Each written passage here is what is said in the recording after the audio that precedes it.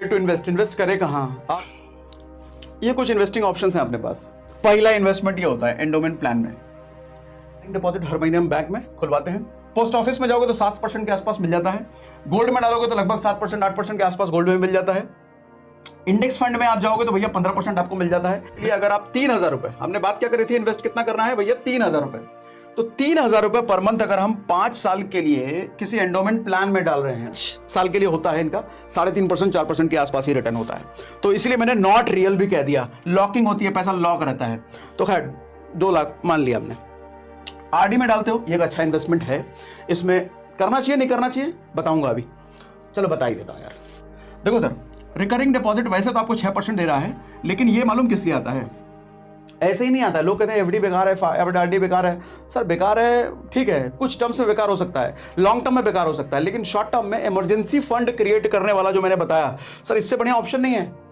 Emergency fund create करना है तो सेविंग अकाउंट में मत रखो, घर में मत रखो, आरडी में डालो, रिकरिंग डिपॉजिट में। भले 6% दे रहा है, कुछ तो दे रहा है। ये इन्फ्लेशन के बराबर तो चल रहा है। इन्फ्लेशन भी 6-7%, ये भी 6-7%। तो आपका पैसा बढ़ भले ही नहीं रहा, लेकिन मर भी नहीं रहा। सेविंग अकाउंट में रखोगे तो 4% आपका पैसा मर रहा है दिन ब दिन। घर में रखोगे तो वो वैसे ही मर रहा है। तो इसलिए अच्छा है, लिक्विड है, कभी भी आप निकाल सकते हो। इमरजेंसी फंड है ना भैया, कभी भी निकालने की जरूरत हमारे को चाहिए, पड़ सकती है। तो आरडी एक बढ़िया ऑप्शन है।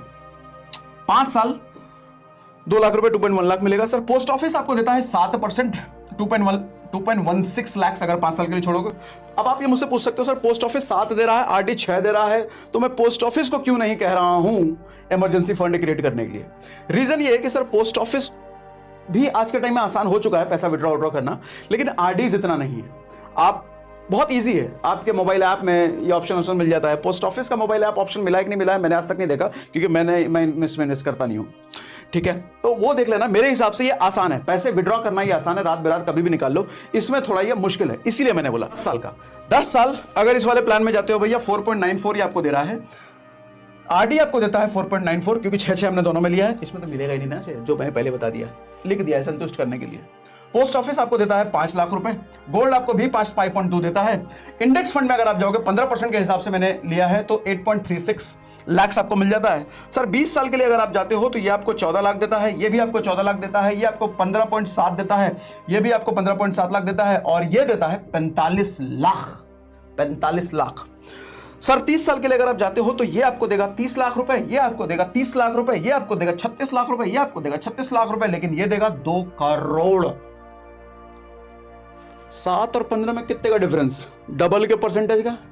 लेकिन रिटर्न में देखो 36 और 2 करोड़, डबल नहीं है सर, बहुत ही ज्यादा है।